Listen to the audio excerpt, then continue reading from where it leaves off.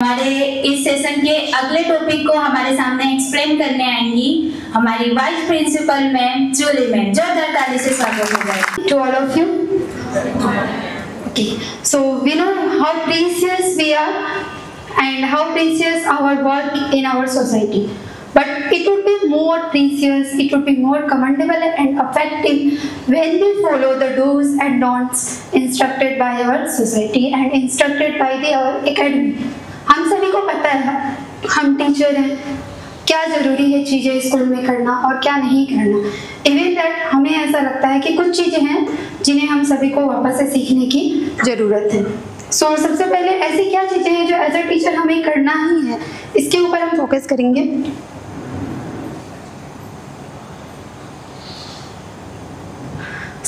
So first thing is as a teacher हम सभी को अपने स्टूडेंट्स को मॉनिटर करना है कि हमारे सारे स्टूडेंट्स में से कौन सा स्टूडेंट किस सब्जेक्ट में बेस्ट है। सब्जेक्ट दैट डजंट मीन कि वो सिर्फ हिस्ट्री, इंग्लिश, मैथ, साइंस में ही बेस्ट हो।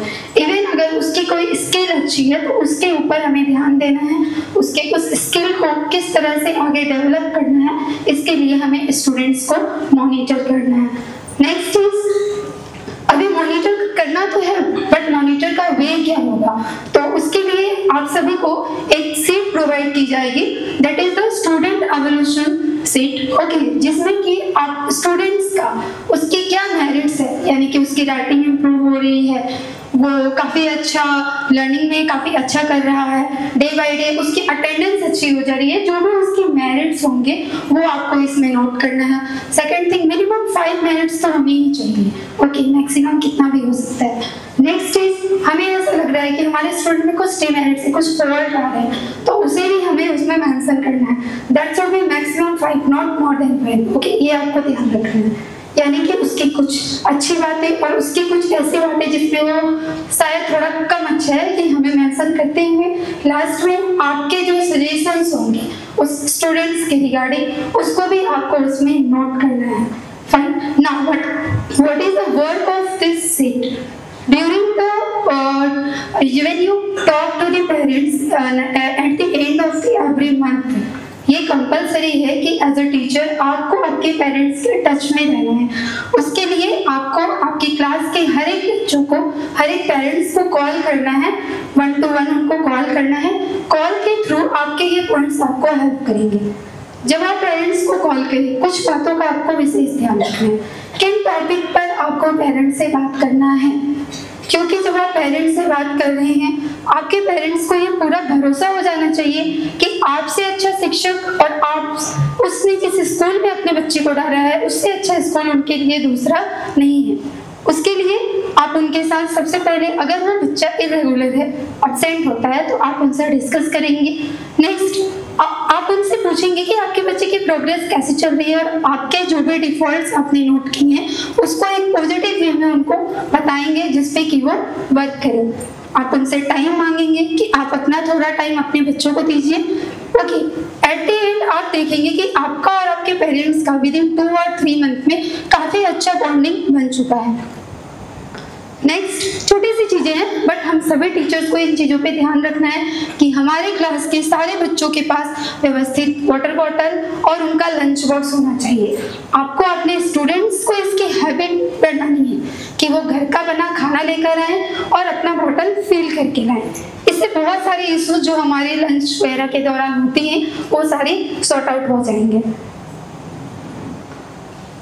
नेक्स्ट, इस साल हम इंट्रोड्यूस करने वाले हैं अगर आपके बच्चे का सपोज दैट कि बर्थडे आ रहा है तो आप उसको विश करेंगे बिफोर दी क्लास के सामने उसको बुला करके उसे विश करेंगे बर्थडे पूरी क्लास के सामने।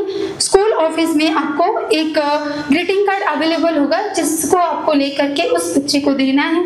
उस बच्चे के साथ आप एक छोटा सा फोटो लीजिए और उसे उस ग्रुप में डालिए। हम सभी का बर्थडे होता है, वी आर वेटिंग कि हमें कोई मैसेज करे, कॉल करे, हमें अच्छा लगता है, तो उस तरह से हम बच्चों का भी बर्थडे विद स्कूल यूनिफॉर्म काफी अच्छे से सेलिब्रेट करेंगे।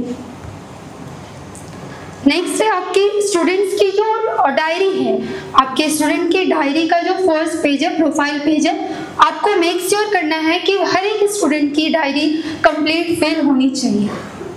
4 not that you doesn't blame कि मैम सर बच्चे को नहीं आता है या पेरेंट्स ने हेल्प नहीं करी। पेरेंट्स इतने ज़्यादा लिटरेट नहीं है कि वो सारी चीज़ें फिल करें। So just help the student to fill the diary and at then last आप पेरेंट्स को हैंड ओवर करें, उनको कॉल करें कि आप एक बार रीचेक कर लीजिए और वहाँ पे आपका एक साइन जो है वो दे दीजिए। सी ये सारी चीजें तो हम कर रहे हैं। Now the time is visualisation.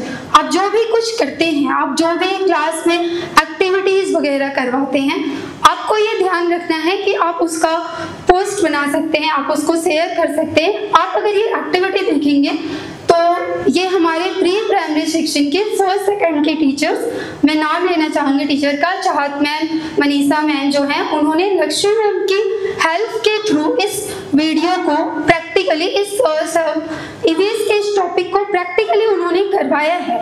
Group में अवेलेबल है, तो आप सभी उनके लिए एक बार जोरदार क्लैपिंग करें। Okay, so they are the teacher जो कि प्राइमरी सेक्शन के टीचर हैं।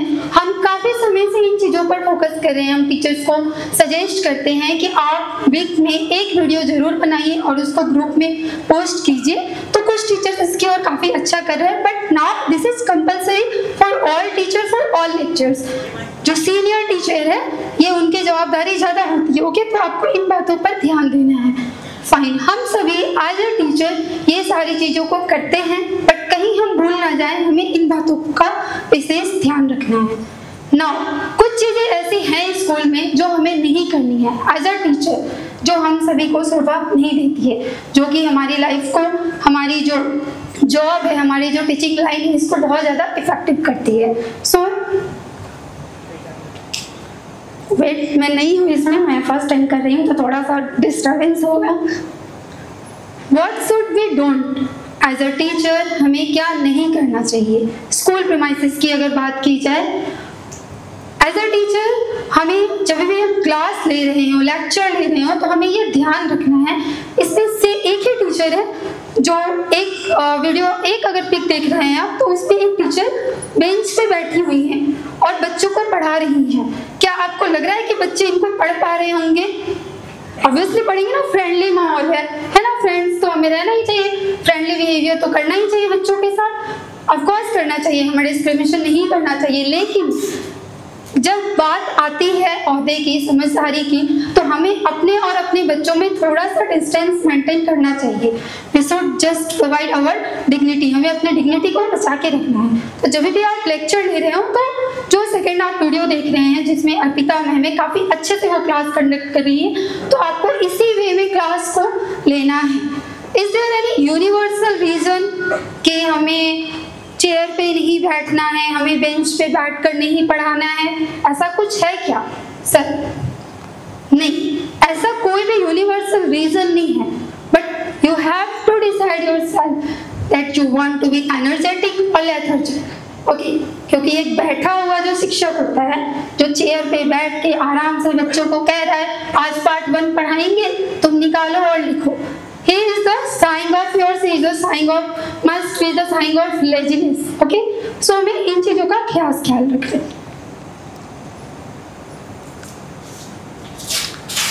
ओके, तो सो नेक्स्ट इज हमारे इंस्टीट्यूट में हमने ये सिस्टम इंट्रोड्यूस किया है बिफोर 1 and 2 years। इसका भी आपको बखूबी से पालन करना है, इसमें कोई भी छूट नहीं चलेगी। Like you have to give out pass to the students. अगर आपका बच्चा क्लास से किसी भी पर्पज से बाहर जाता है, आपको अपने बच्चों को आउट पास देना है। क्यों देना है? इसके क्या हो जाएगा अगर एक बच्चा बिना आउट पास के चला गया तो क्या हो जाएगा? ये वही बच्चे होंगे जो फ्यूचर में बिना टिकट के ट्रेन में चढ़ेंगे, है ना? तो इन चीज़ों का ध्यान रखना है कि आउट पास देना है। आउट पास देते समय आपको इन बातों पर भी ध्यान देना है। आउट पास इसलिए लगाया गया है ताकि जब कॉरिडोर में या फिर वॉशरूम में एक साथ ज़्यादा बच्चे ना आ जाए, तो एक आउट पास पे आपको एक ही स्टूडेंट को अलाउ करना है। ये भी बातें आपको श्योर करनी है। At the end of the day you have to make sure कि आपके 2 आउट पास जो आपको स्कूल से प्रोवाइड किए गए हैं वो आपके पास है या नहीं है। अदरवाइज नेक्स्ट डे आपके इस आउट पास का मिसयूज जरूर करेंगे। Okay, imagine yourself in this position, how will you look? First वाला मैं हूँ और सेकंड वाला कंचन में। सो काफी फनी लगेगा, है ना, अगर हम अपने पिक यहाँ पे लगा दे तो। ना आप कहेंगे मैम हमारे टाइम में तो हम खड़े होते ही थे, हमारे बच्चे भी खड़े होते थे। टाइम चेंज हो गया है ना। That time we can say कि लैक ऑफ इंफॉर्मेशन, है ना, बट अभी हमारे पास हर चीज को जानने की समझने के लिए प्लेटफॉर्म है। तो हमें अपने सिस्टम में थोड़ा सा सुधार लाने की जरूरत है। बच्चे शैतानी करते हैं, वो करेंगे। वो क्यों करते हैं? क्योंकि आप उनको इंगेज नहीं कर पा रहे हो। कहीं ना कहीं आपकी हमारी फॉल्ट है कि हम बच्चों को इतना टाइम दे रहे हैं कि वो शैतानी कर पाए। सो अपने पनिशमेंट का जो तरीका है उसको सुधारना है। क्लास के बाहर किसी भी बच्चे को नहीं खड़े करना है, कान पकड़ के हाथ ऊपर करके बिल्कुल भी नहीं खड़े करना है। आप पनिशमेंट दीजिए जिससे कि उनको रिग्रेट हो, ओके, ना कि उनको मजा आए। आज आपने एक बच्चे को निकाला, वो बच्चा नेक्स्ट डे और मस्ती करेगा, इनमें का तो रोज का है। नेक्स्ट दूसरे को इशारा करेगा वो, तो भी थोड़ा खड़ा हो जाओ, फिर वो भी आ जाएगा आपके साथ और वो दोनों मिलकर बाहर मस्ती करेंगे, आप अंदर चल कर आओगे। सो इट्स बेटर कि आपका कॉन्सेप्ट इतना अच्छा है क्लास में 35 मिनट का कि बच्चा वेट करे कि हमें और भी 30 मिनट्स मिल जाता है सर का, और भी 30 मिनट्स मैम का मिलता तो हम पढ़ लेते हैं। फाइन। सो ये जो पोजीशंस है ये ध्यान रखिए कि आपकी क्लास का बच्चा क्लास के बाहर ना हो। ओके, ये तो बहुत कॉमन है, ये तो हो ही जाता है। निगेटिव वर्ड्स कैसे यूज ना करें, हम लोग तो इसके हैबिचुअल हैं, है ना। दिन में कम से कम 100 बार तो हो ही जाती है। बच्चों को हम कह दो यहाँ पे सबके सामने कुछ भी कह देते हैं, हम ऑकवर्ड्स लगेगा अभी बोलना, ना समझ है, ये सुनता नहीं है, इसकी तो आदतें हैं, ये तो पूरी जिंदगी में कुछ कर नहीं सकता है। हम तो जैसे बहुत ही बड़े फिलोसोफर है, हमने तो प्रेडिक्ट कर रखा है, हमें तो पता है कि वो कर नहीं सकता है। तो हमें निगेटिव वर्ड्स, जैसा कि अभी हम सभी ने सर का जो सर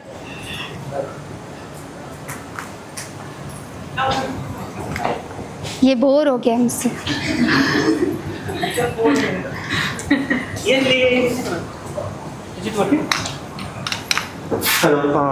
इसको हाथ में, मैं इसको पकड़ूं, साड़ी पकड़ूं कि इसको पकड़ूं?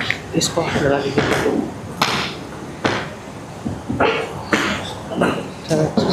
बोलिए, आ रही है ना आवाज?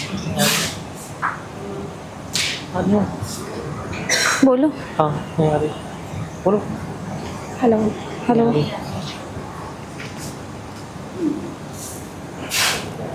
आपके बाल खराब होंगे आज पूरे में। यही कट कर देना, ये इंडिया में ज़्यादा होता है, नो इशू, चलेगा, सब हैंडल हो जाएगा।